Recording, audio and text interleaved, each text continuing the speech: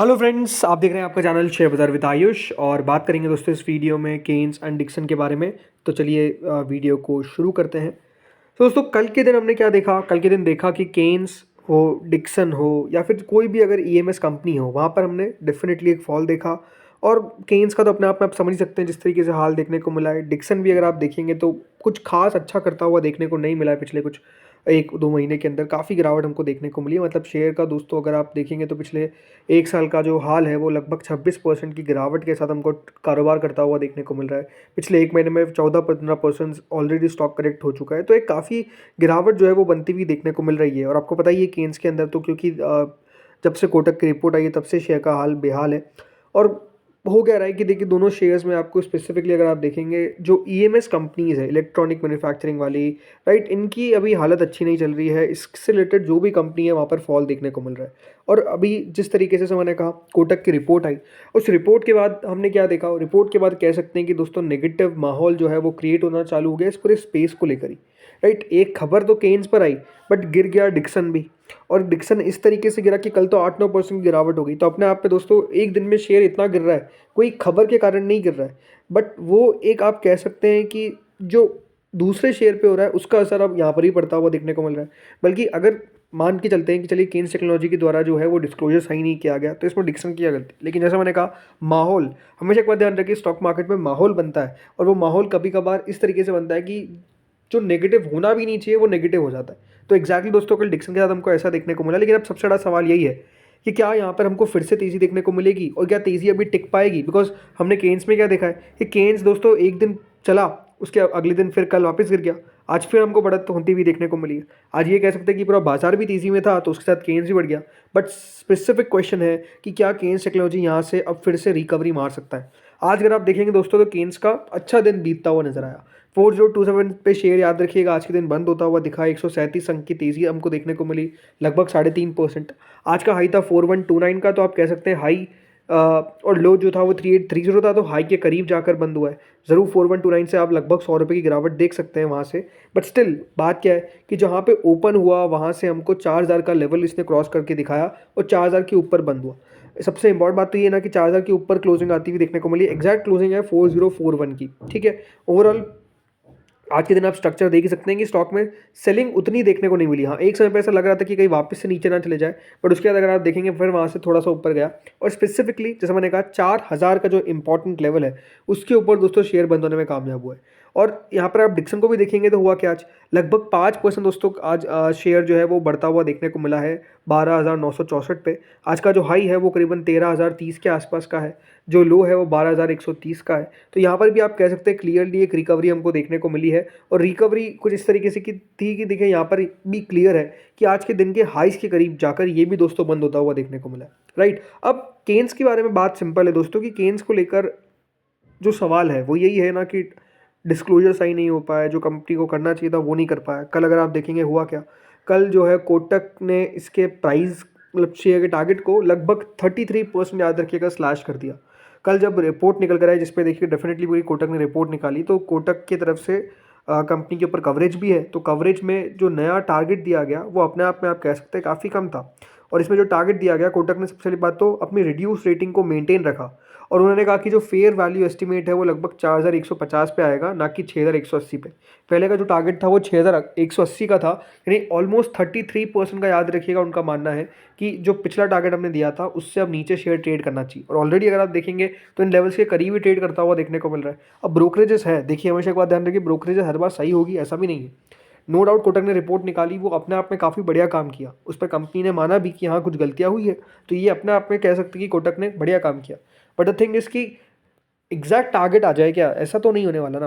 Right, अभी share आप कह सकते हैं 4150 पे, अगर वापस से बढ़ जाएगा तो वापस से एक रिपोर्ट आ जाएगी, हो सकता है कि उसमें भी रिड्यूस की रेटिंग में टारगेट बढ़ जाए। बट द थिंग इसकी ये बात सही है कि दोस्तों अभी हो क्या रहा है, अभी जिस तरीके से एक नेगेटिव माहौल बना हुआ है इन कंपनीज के ऊपर, शेयर जो है दोस्तों वो लगातार टूटते हुए देखने को मिल रहे हैं। अब यहाँ पर एक खबर चल गई है कि क्या यहाँ पर इंस्टीट्यूशंस भी आपको एग्जिट लेते हुए देखने को मिलेंगे केन्स के स्टॉक से। राइट, ये भी अपने आप में एक सवाल बनता हुआ दिख रहा है। अभी अगर आप देखेंगे करेंटली जो शेयर होल्डिंग पैटर्न है केन्स टेक्नोलॉजी का, उसमें प्रमोटर का हिस्सेदारी है 53.46% का। और इसमें जो एफ है वो लगभग 10.71% होल्ड करते हैं। डी जो है वो 23.66% होल्ड करते हैं। तो अब जब नेक्स्ट डेटा हमारे पास आता हुआ दिखेगा तो उसमें क्या इंस्टीट्यूशंस ने इसमें सेलिंग कर दी है, ये भी अपने आप में एक सवाल बनता हुआ देखने को मिल रहा है। कंपनी से पूछा गया कि क्या इंस्टीट्यूशन बेच रहे हैं, तो उन्होंने बोला कि ऐसा कोई कम्युनिकेशन हमारे पास नहीं है, अब कंपनी को भी कैसे पता रहेगा। बट द बात वही ना कि यहाँ पर अगर मान के चलिए बेच देते हैं तो फिर अपने आप में एक और नेगेटिव बात हो जाएगी। बट हो सकता है कि बेचे ना, हो सकता है कि थोड़ा बहुत यहाँ पर थोड़ा बहुत ऊपर नीचे हो, तो वो कोई बहुत बड़ी दिक्कत वाली बात नहीं है। लेकिन हाँ, अगर आप लगातार देखेंगे दोस्तों तो केन्स के अंदर खरीदारी जो है वो आपको इंस्टीट्यूशंस करते हुए देखने को मिले। मतलब डीआईएस का हिस्सा देखिए 23.66% पर आ गया, और ये हर क्वार्टर में हमको बढ़ता हुआ देखने को मिल रहा था। यहाँ पर 15% था दिसंबर 2024 में, और अब देखिए सितंबर 2025 तक वो 20% को पार कर गया, बल्कि 23% हो गया। एफ का हिस्सेदारी लगभग 10.7% का था। एफ ज़रूर थोड़ा बहुत खाली करते हुए देखने को मिल रहे थे, बट अब देखना होगा कि यहाँ पर क्या इसको वो बहुत ज़्यादा बारीकी से लेते हैं, इसको बहुत ज़्यादा तवज्जो देते हैं और अपनी क्या स्टेक को कम कर देते हैं। आई थिंक बाजार उसको भी देखेगा। वहीं अगर मैं बात करता हूँ डिक्सन पे, तो डिक्सन में क्या हुआ, डिक्सन में आप जैसे मैंने कहा यहाँ पर ऐसा नहीं कि कुछ नेगेटिव न्यूज़ निकल कर आए या फिर कंपनी ने भी कोई डिस्क्लोजर नहीं किया, ऐसा नहीं हुआ। वो सारे जो दोस्तों ईएमएस शेयर गिरे, राइट, जो सारे ईएमएस प्लेयर्स थे वो अंडर प्रेशर आ गए ड्यू टू केन्स टेक्नोलॉजी। और जैसे दोस्तों एक शेयर हैमर डाउन हुआ, बाकी शेयर्स भी हैमर डाउन होते हुए दिख गए।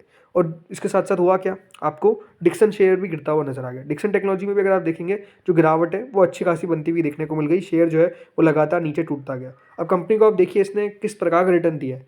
3 साल के टाइम फ्रेम में कंपनी ने 46% का कैगर दिया है, 46%, आप समझिए। और लीडिंग ईएमएस प्रोवाइडर है। और ये बात आप ध्यान रखिए कि क्या केन्स के कारण सरकार ने जो ये पीएलआई स्कीम दी थी क्या उसको बंद कर देगी? Answer is no. सरकार थोड़ी अपनी स्कीम बंद करेगी। सरकार तो चाहती है कि किस तरीके से यहाँ पर local manufacturing of electronic goods हो। गवर्नमेंट का लगातार दोस्तों सपोर्ट है, और ऐसा नहीं है कि आगे चल के क्या इस सेक्टर में ग्रोथ रुक जाएगी, क्या ऐसा भी नहीं है ना। ग्रोथ तो आती हुई देखने को मिलेगी। बट हमेशा एक बात ध्यान रखिए, शॉर्ट टर्म में शेयर हमेशा वॉलेटाइल रहेगा। शॉर्ट टर्म में हमेशा याद रखिए न्यूज़ बेसिस पे शेयर चलेगा। खबर आएगी अगर नेगेटिव तो उसका इंपैक्ट आपको देखने को मिल सकता है, और वो इंपैक्ट करेंटली आपको देखने को मिल रहा है। शेयर अगर नीचे जा रहा है तो उसके पीछे का रीज़न ही ये है कि दोस्तों नेगेटिव न्यूज़ आई, उस नेगेटिव न्यूज़ को आप कह सकते हैं बहुत ज़्यादा इको किया गया, मतलब बड़ा चढ़ाकर बताया गया, और अब हो क्या रहा है, वो शेयर दोस्तों हैमर डाउन होता हुआ दिख रहा है। तो आई थिंक वो एक सबसे बड़ा कारण है। लेकिन हाँ, इसी बीच आपको हमेशा एक बात ध्यान रखना है, कभी भी इमोशनली फैसले नहीं लेने शेयर बाजार में। अगर आपने इमोशनली फैसले लेने की सोचा कि नहीं मैं तो बेच देता हूँ, निकल जाता हूँ, क्या पता वापस रिकवर हो जाए। और ऐसा भी नहीं करना कि बहुत ही ज़्यादा दोस्तों है हाई भी जा रहे हैं कि नहीं मैं तो अब खरीदारी करूँगा, जो होगा देखा जाएगा, बहुत नीचे गिर गया तो अब तो मैं खरीदूंगा ही। थोड़ा सा पेशेंस रखिए। हमेशा एक बात ध्यान रखिए, कभी भी फॉलिंग नाइफ को भी नहीं पकड़ना है। और कभी भी एक बात ध्यान रखिए कि अगर कोई न्यूज़ पे शेयर गिर रहा है तो उसमें ऐसे नहीं जाना है कि मैं बेच ही देता हूँ, आज सब कुछ खाली कर देता हूँ, कल पता नहीं शेयर बचेगा कि नहीं बचेगा, ऐसा भी नहीं है। पेशेंस के साथ आप सबसे इंपॉर्टेंट बात किया, जैसे मैंने कल भी कहा था कि आप सबको वेट करना रहेगा केन्स के अर्निंग्स का। अर्निंग्स क्या कह रही है, क्या कंपनी अभी भी लगातार अच्छा मुनाफा करती हुई नज़र आ रही है, क्या लगातार कंपनी अपने मार्जिन्स को सीधा सही रख रही है, क्या बढ़ते हुए नज़र आ रहे हैं, और स्पेसिफिकली मैनेजमेंट क्या कहता है, मैनेजमेंट की कमेंट्री क्या रहती है, उस कमेंट्री को ब्रोकरेजेस कैसे लेते हैं, वो सारी चीज़ें याद रखिएगा, बहुत पॉजिटिव हो जाएगी केन्स के लिए, राइट। तो उसके बाद जाकर देखिए एक फैसला लेना चाहिए कि हाँ इसको मुझे बेचना है कि नहीं बेचना है। बिकॉज एक बार ध्यान रखिए, जो भी सेक्टर की कंपनीज है वो हाई वैल्यू पर ट्रेड करती है।